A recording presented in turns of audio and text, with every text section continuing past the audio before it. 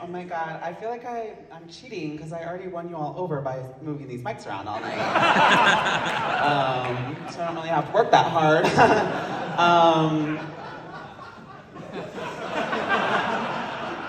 Does anyone here watch Real Housewives? Yeah, like 30%. Okay, it's gonna go great.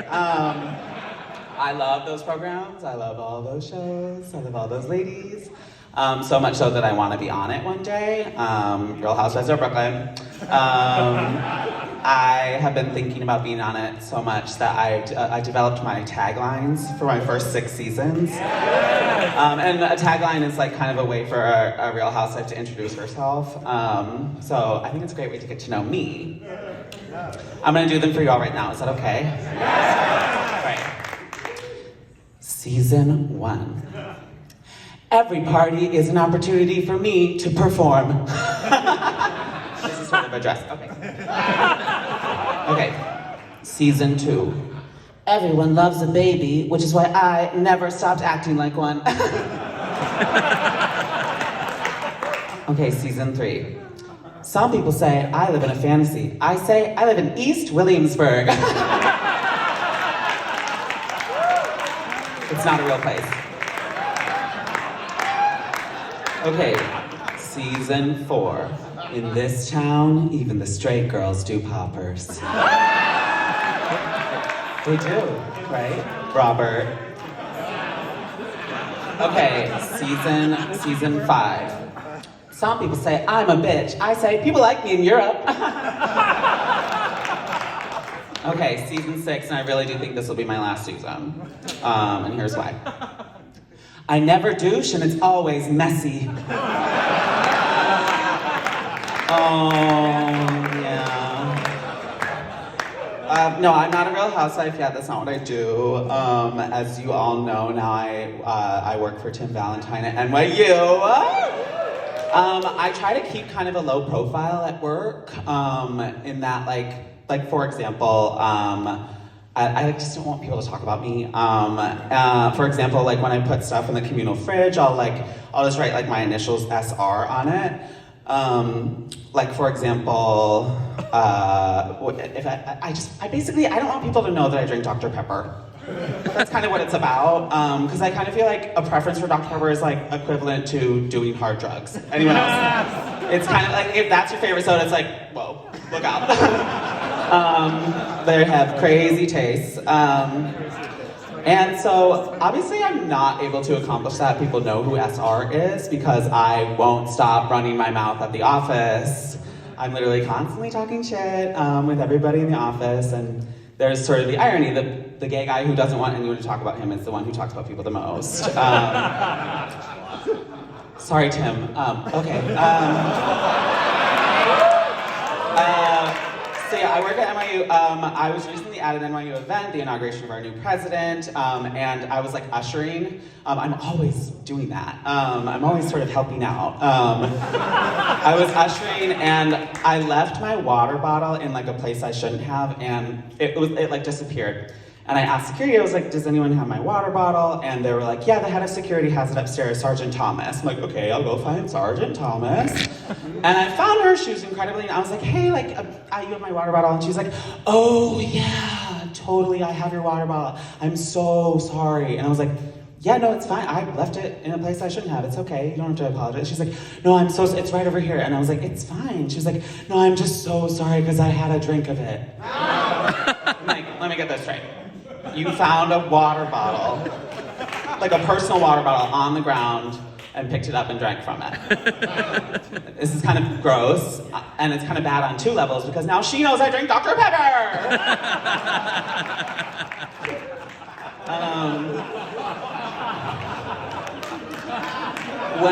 When I'm not working, I am usually on vacation.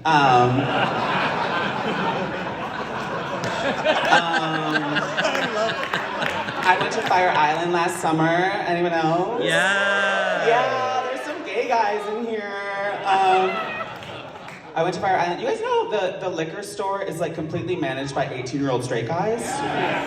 It's like really a shocking experience. I was in there and they try to flirt with you, I guess, which ultimately I find offensive. I was like trying to ask them advice. I was like, is this tequila good? And they were like, oh yeah, that tequila's so good. Gay guys love to fuck after drinking that.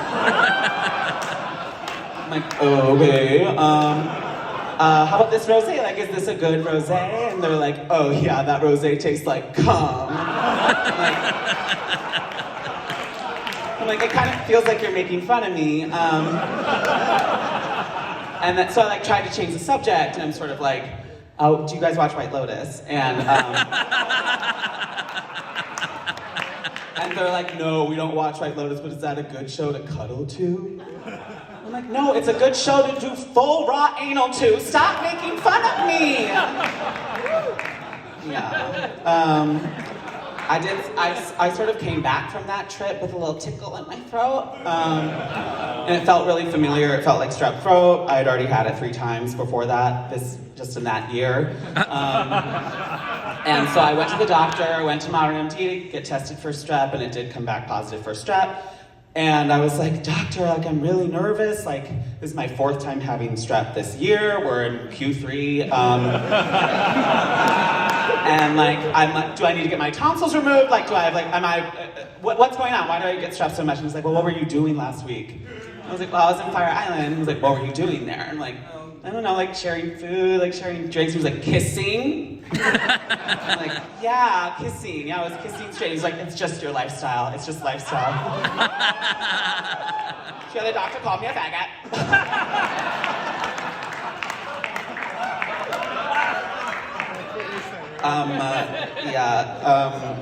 2023, amazing year for a lot of things, not for my throat. I did sort of like, I was like thinking about my gender a lot last year and still continuing to think about it. I still use he, him pronouns. Boring. Still. But I am sort of like, someday, I just fully see it as a spectrum. Some days I wake up and I feel more feminine, some days I'm more masculine, and I just kind of like to dress and act, I like to, be who I am that day. And, but I was sort of, so it's very much like a fluid spectrum, but do you guys remember the movie Titanic when it came out on VHS? Yeah. It was two tapes, right? It was 2 separate tapes. And so I was talking to my friend, and she was like telling me that she only ever liked to watch the first tape where Jack and Rose fall in love. And I was telling her I only like to watch the second tape where the boat goes down, everyone sinks, everyone dies. And I was sort of like, well, there's your binary. Like as a kid, you either want to watch 2 people fuck on a boat, or you want to watch a bunch of people drown on a boat. That's kind of the binary that we can find comfort in. I'm gonna finish on this. I think I have a minute. Okay, I was looking for new material recently, and I found this voice note. Sometimes I'll get stoned and take a voice note. Anyone else? Okay, I found this voice note, and it's from August of 2020. I think it's really good. I want you guys to hear it. Okay, sketch idea. It's the Parent Trap, and everything's exactly the same, except when Hallie, who's actually Annie, is going from the airport to their home in Napa Valley. Her and Dennis Quaid just get into like a massive car wreck, and then Annie, who's actually Hallie in London, has to decide if she should come clean and, like deal with the death and all that, or if she should just stay quiet and enjoy her new life in London. I think that's an incredible movie, and we should make that.